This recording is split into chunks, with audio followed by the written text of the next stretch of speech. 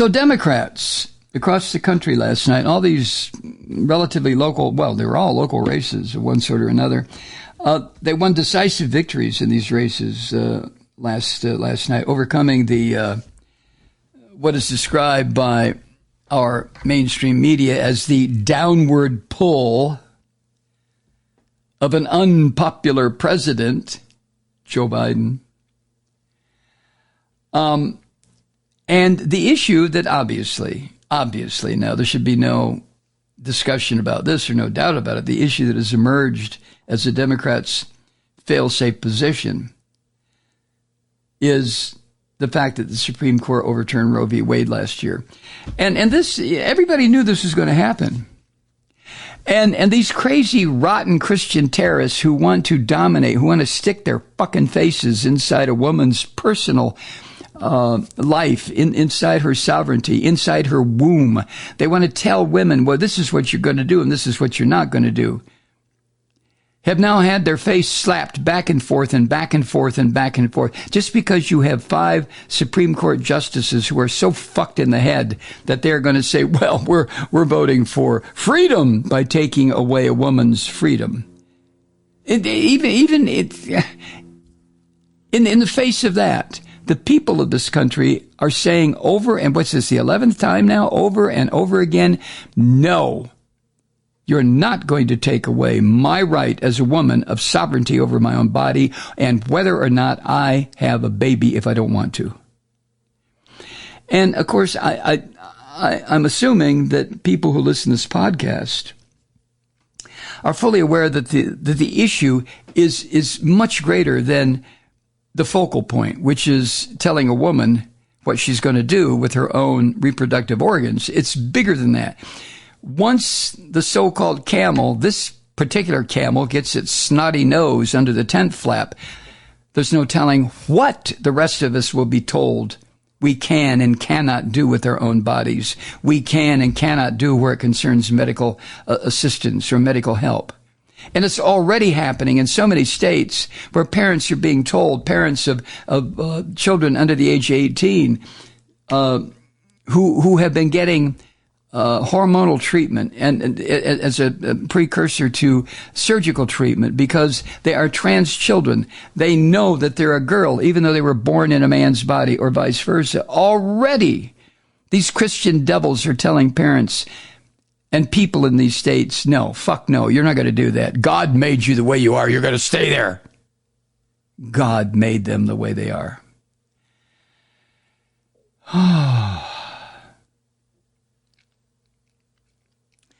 So in these political races yesterday in parts of the South and the Rust Belt, like Ohio, poor Ohio, the Democrats had the presence to put abortion rights at the center of these various campaigns. And they spent an awful lot of money on ads that highlighted the Christian devil's support for telling women what they may and may not do with their own bodies. Why does this not sink into these Christian demon women? I guess it's because they don't care. They want to be told what to do. They want their man to tell them when to lay down and spread their legs. They want their man. Wait a second, Malloy, you're a man. Yeah, but I don't play that shit. They want their man to tell them when to jump and how high.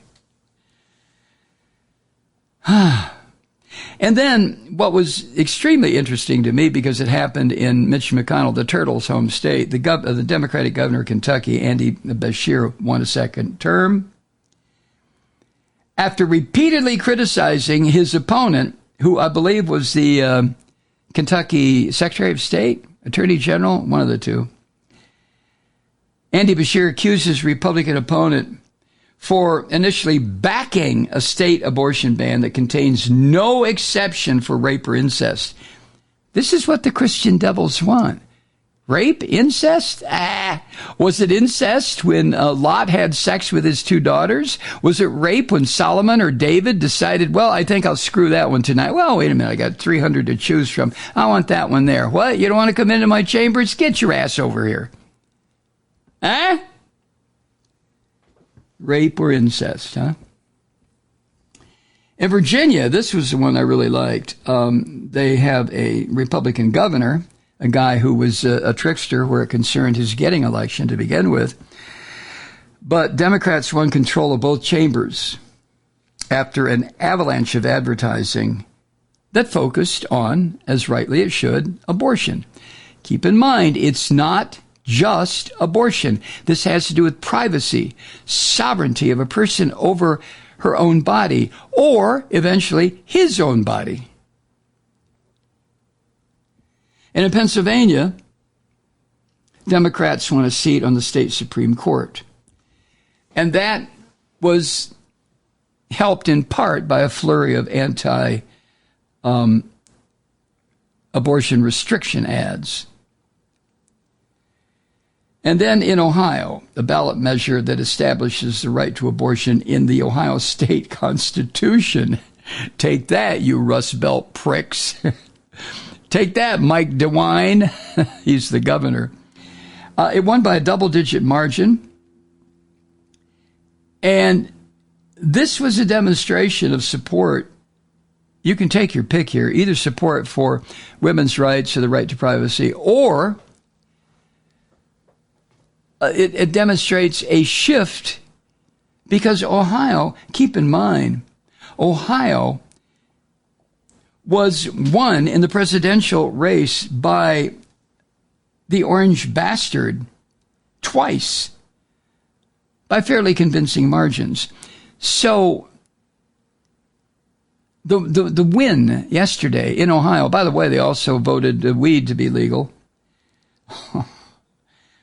When you consider that this establishing a right to abortion in the state constitution, for God's sake, won by double-digit margin, is that a demonstration of support for abortion rights in a conservative state, for privacy rights, or is it a rejection of this filthy pig, Donald Trump? So, now, as we know, because we've witnessed this, okay, we've seen this several times in the course of, as we have, in the course of paying attention to presidential campaigns, especially re-election campaigns. But historically, re-elections have been, just putting it very straightforward and blatant, they've been referendums on the incumbent president and his leadership. And with all this negative bullshit floating around about Joe Biden, you know, yes, he by any measure, he looks frail. I know he does. He looks like it's very difficult for him to focus his attention, especially when he's talking to someone 2 feet away from him. And yes, he walks with the hesitant gait of someone who, well, in my opinion, he appears to be someone much older than he really is. Okay, so what? I mean, Stephen Hawking couldn't fucking move. And look what he did. Okay, that was a piss poor analogy or comparison. I get it.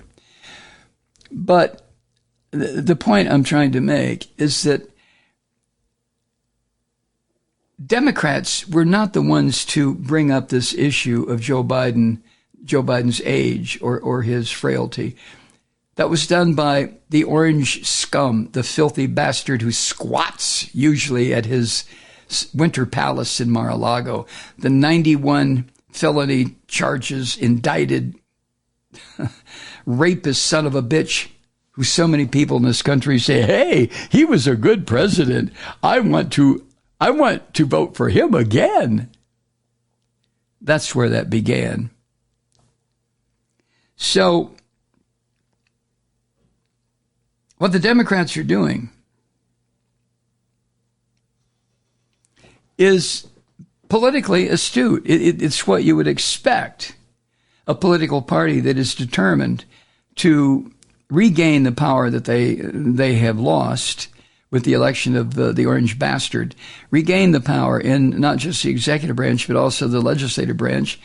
The judicial branch is in dire straits because of the situation in the Supreme Court, the makeup of the Supreme Court.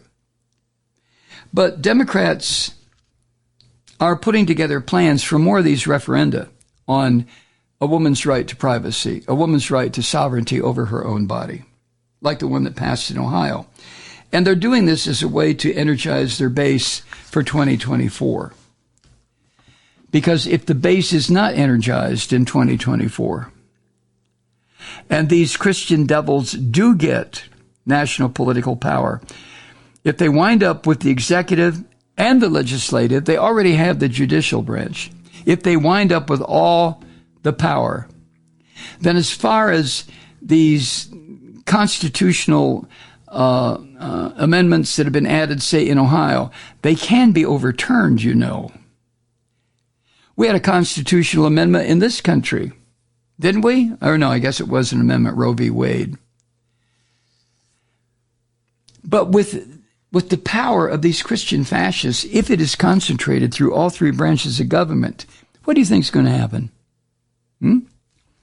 What do you think, at least insofar as it concerns state laws, maybe the constitutional changes like in Ohio cannot be tampered with?